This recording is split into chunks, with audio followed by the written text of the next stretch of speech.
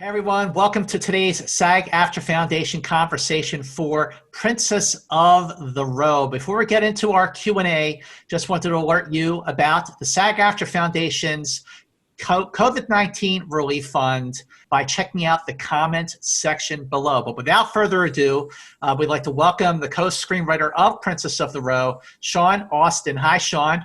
Hello there. How are you doing? Doing great, and playing Bo Willis, the father in the film, this powerful, wonderful, beautiful film, Edi Gathegi. Hi, Eddie. How are you? Good. Nice to see you. You are definitely on the run, as we see, so thank you for joining us. First questions, it's always about the script. The play is the thing. Shawn, how did the story get started? Max, the director of this film, grew up in the LA area, and he had been in and around the Skid Row area throughout his life. I mean, just going down there and seeing it. And he wanted to do a story that had took place in Skid Row in LA and deal with homelessness and veterans, because there's a number of veterans on Skid Row.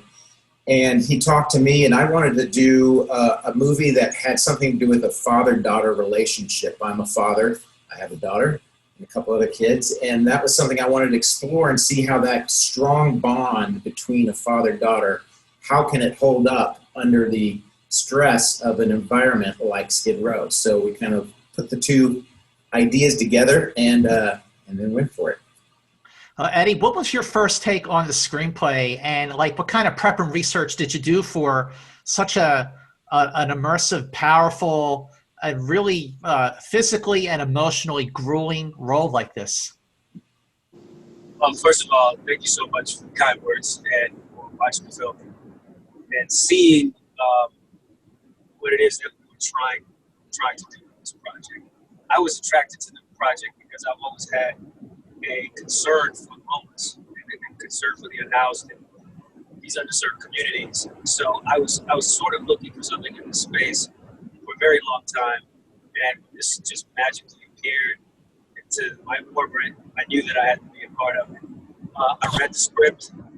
It was such a compelling story, and I felt that in order to do what I wanted to do with this project would be to eat, breathe, sleep, drink this in. Because everybody knows that when you come onto a movie as a director or as a producer, you're going to be living with this thing for at minimum a year. And it could be up to any number of years. In this case, it's been 3. So this was the kind of project where I felt as a producer, I would get the most out of it in terms of just being in this world and in this space and helping to bring the story to the world with these other 2 collaborators who have been amazing every step of the way. Now, my preparation for the role, by the way, Tayler just joined. Hello, Tayler Buck playing Alicia in this movie. Tayler, I have to say, your performance was absolutely magnificent, an absolute tour de force, and you're in every scene of this movie. What was that just overall making this movie like for you? It was amazing. It was such a great experience. I remember getting the audition, and I was super excited because it was something that I had never done before. I think, it was my first drama movie. So I was so excited, and I read the script and I loved it, and I fell in love with Alicia. And then we started filming, and we filmed for 19 days maybe? So it was kind of a quick shoot, and we filmed all around Los Angeles, and it was my first time getting to see a lot of the locations and filming there and being around the people there. It was such a great learning experience, and I'm so happy that people are going to get to see our movie. The movie is just wonderful. I just watched it the other day, and I was really floored by the emotional power of this movie. And by the way, if you're watching, make sure you please spread the word that Princess of the Row drops on demand on November 27th. So tell everyone to see it. But yes. I would love to know, Eddie and Tayler, just the first time that you met. What were the first conversations that you had? Eddie, let's start with you. Tayler, do you remember the first time we met? I'm feeling like I met you before I met you because I was looking at the tapes. So I saw the tremendous power and vulnerability and truth-telling that you were going to bring before officially meeting you. So I felt like I kind of knew what to do. I'm trying to remember the very first time that we met. All I know is that I didn't really meet you on set in the literal sense or figurative sense, because I was separating the actress from the character. Right. So you weren't hanging out with Eddie on set. I know that much. I wasn't hanging out with Tayler on set. I know that much. Yes, I think the first time we met was probably the first day on set. I think maybe like right before you went into makeup, you were like, okay, no hard feelings, or but I'm gonna be in character, and because you really got into the character and completely immersed yourself with that. And I think that's what made it so powerful as well. I think because Alicia is so distant from her father, that just completely helped, which is great. I think that was the first time we met. I don't know. It's been a couple of years. I can't exactly remember. Yeah, it's been a number of years. There's that dynamic is one of the central dynamics in the film. The fact that Bo is suffering from all this trauma, including a traumatic brain injury, and he doesn't recognize his daughter except for these fleeting moments. So for us to not even be able to have that connection as we're filming, I thought that was, important. I felt like that was one of the things that would help bring the reality and force Alicia to try to connect harder with her father. It was very hard to do because you're so lovely and you're such a tremendous actress. Thank you. What a great job you did in between takes and how you're killing it. But, the process is the process, and sometimes the process defines you for any particular job. You have to honor that. But when we rapped, it was a rap party. It was, hey, girl, you killed it. Yes. Yes, revelation. of course. That's what I call you in this film. It's a revelation. Absolutely. I completely agree with that.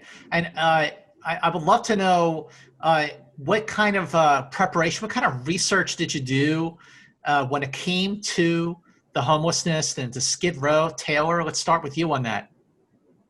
So I had been on a lot of calls with Max, our director, prior to me getting the job. And then, I got it, and I went over to his house a couple times before we started filming, and I worked with him on the script, and he gave me a few documentaries to watch as well. I think one of them was called Los Angeles, maybe? It was this really, really powerful documentary about homelessness in Los Angeles, on Skid Row, actually. And I think that really helped me prepare a little bit, and I, researched a little bit on the foster child community and everything going on with that. But working with Max really helped me develop my character and, her background and exactly how he wanted me to portray her, which was wonderful. And I got a lot of creative freedom as well with how I wanted to play the character. They let me put my input, which was, amazing, super, super fun for me to do. And that was my research. How about for you, Eddie, especially when it came to playing someone, not only who's homeless, but someone with brain damage? I mean, I would say that seems like there was a lot more of that kind of prep and research that you had to really dive into. I mean, there's a tremendous amount of research, and there's also a tremendous amount of pressure may not be the right word, but you have to have a reverence for these real people that you're playing. I mean, he's not based on a real character, but he's based on a lot of real people who are experiencing very similar things that I've been through a lot. And you want to be truthful to that.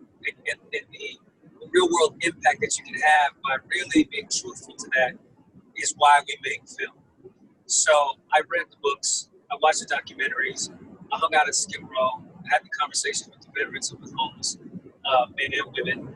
And you put all of that into your system, digest it, let it simmer, and then you try to let it go in order to just be your own version of everything that you've been working on. But I realized it's funny. First of all, it's an honor to be talking to the SAG Foundation right now, my union that I love, and I wouldn't have a career were it not for the SAG union.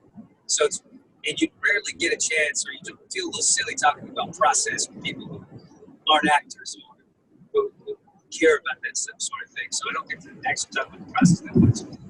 So it's kind of fun. It's an honor to have this conversation with you right now. But what I learned on the first day of filming, which took me by surprise, is I've never really been a method actor, and I've never really connected with that process. But what I learned was there was no way that I was going to be able to play Mo without fully immersing myself in the moment, real life of this character, which is one of the reasons why I wasn't talking to Tayler, which felt bad for me, but I couldn't play this facilely without being able to go into all of the different aspects of his brain and where it's damaged. It just proved impossible for me not to stay in character the whole time, which I guess translates into a sort of method acting, which I didn't know. It taught me a lesson as an actor. Some roles require more of you in order to be truthful within it. Shawn, I would love to get your take on when you and Max really saw the dynamic, the chemistry, the bond between Tayler and Edi, because it is the heart of this movie. Yeah.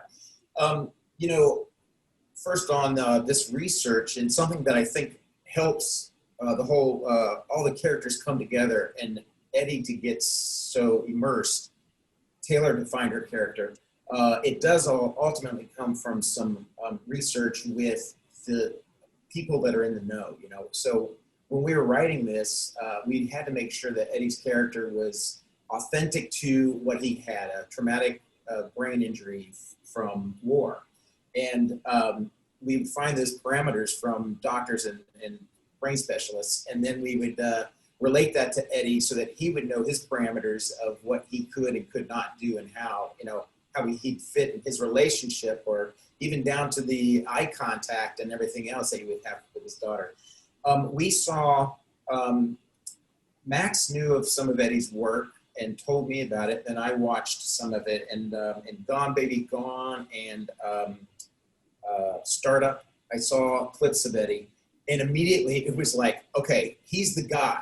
And the reason is because you had to sell this character authentically, and if you didn't, we were afraid it would come off as like a parody of mental illness or something, which is of course the furthest thing that we wanted not to happen. So, and then, but with Edi's abilities of getting into a character so deeply and staying true to it, we knew this is the guy to pull this off.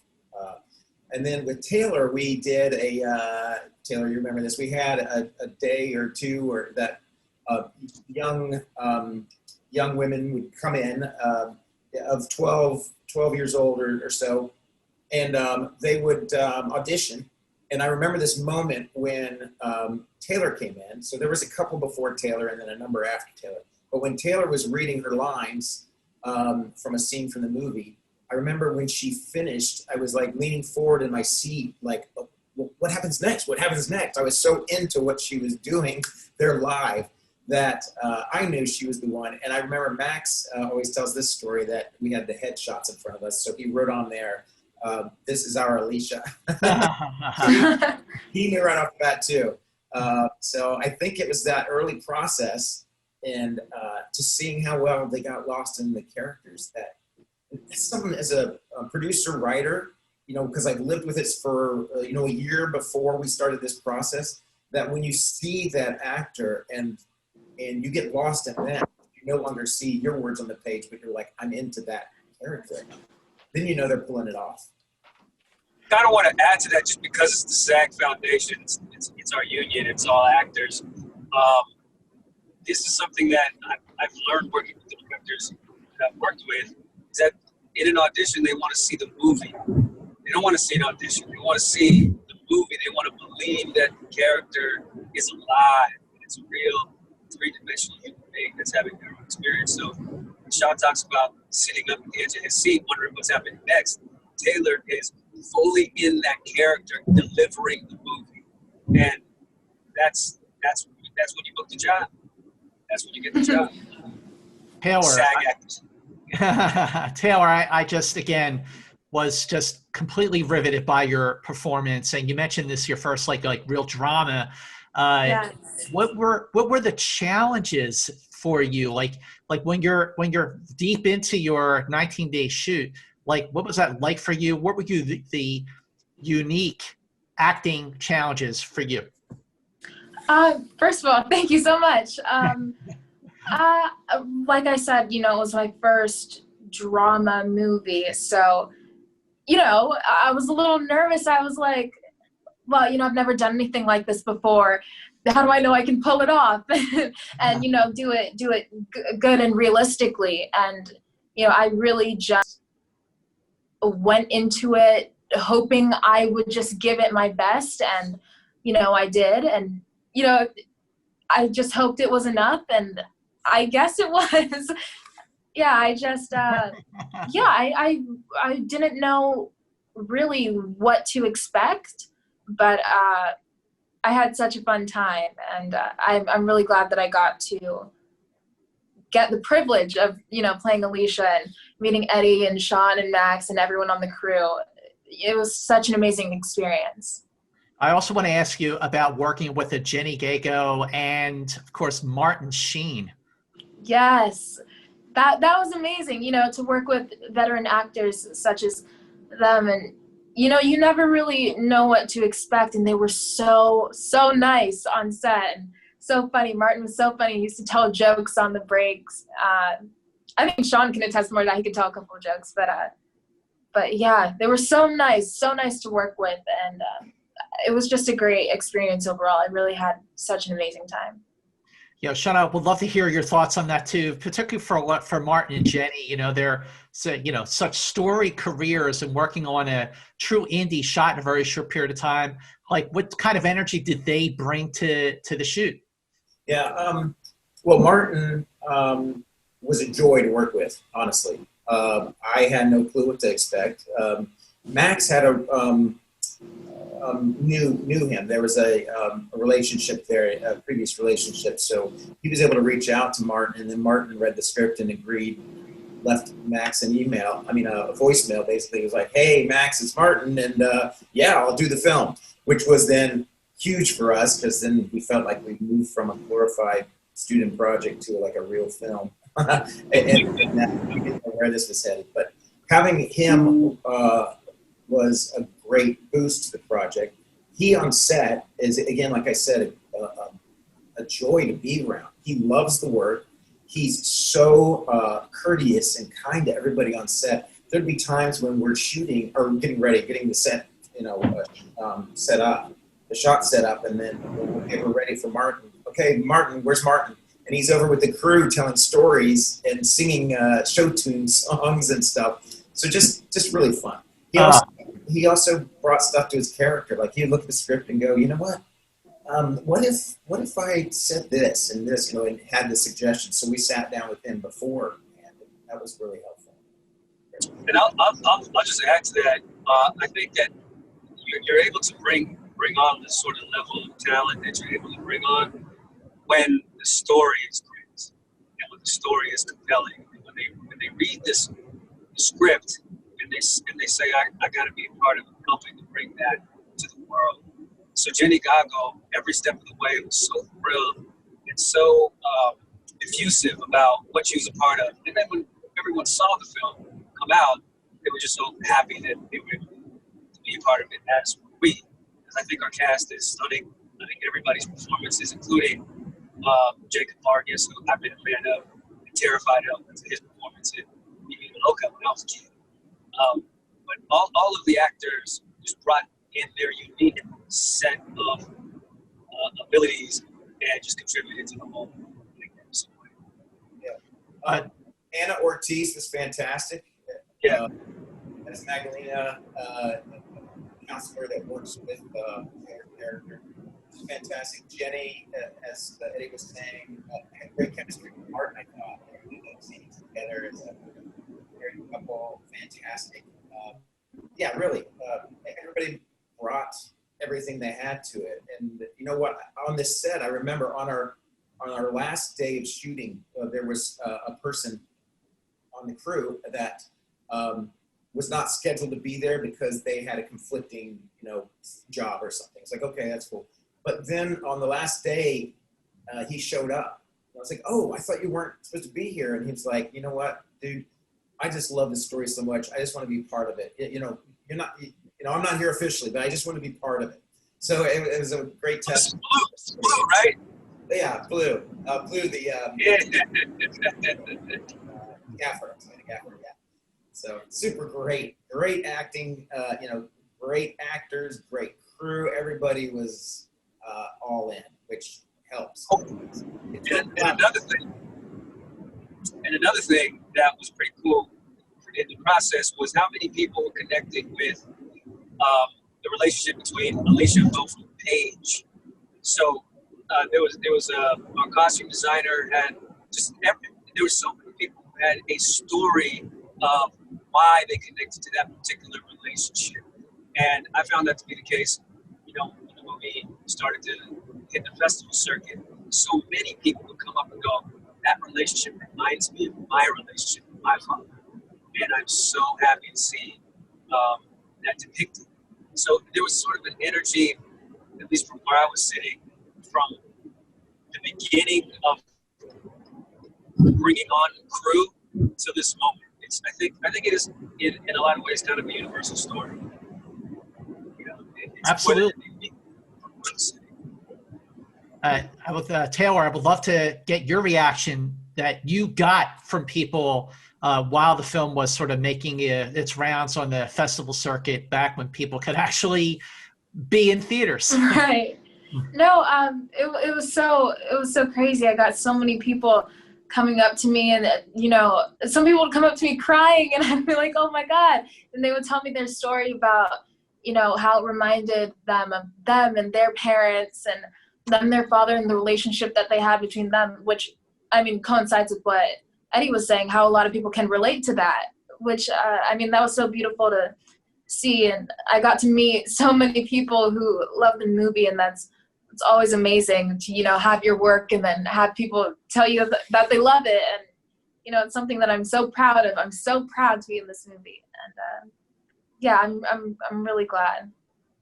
And how about you, Eddie? How proud are you to not just to be in this film, but to have that kind of empowering reaction that you'd be getting? Well, for me, the reason to lend your acting abilities to a story like this is to have activism through the arts, is to in some way change the world in any small way by telling this story. So for me, I really wanted people to see homelessness in a different way. I think there's so many now because of this virus. There's so many more people that are closer to losing their homes, and homelessness is on the rise in Los Angeles and Skid Row particularly. That I wanted to bring a humanity and a compassion to that light. So you think twice when you walk by somebody who's homeless and understand that there's a story there, there's a humanity there, there's a human there that you're now a little bit more open to because if you've watched our movie, it's opened you up. So for me, it's really trying to affect the heart of a human through the art. Tayler, working with Max as a director, working with Eddie, working with Jenny, working with Martin Sheen, what did you learn as an actor? What was your takeaway that you're going to take onto the next project and the next project from your experience making Princess of the Row? It was great. I got to see them work in action, which was really, really how I learned. I watched them and how they took on the script and, what they would do, how they would do their little actions. And I really took from that. And I think that's what helped me as well, being around so many great actors. I kind of picked up on some of their tricks, I guess I kind of learned from what they were doing, kind of applied it myself, which was, come on, such a great learning experience.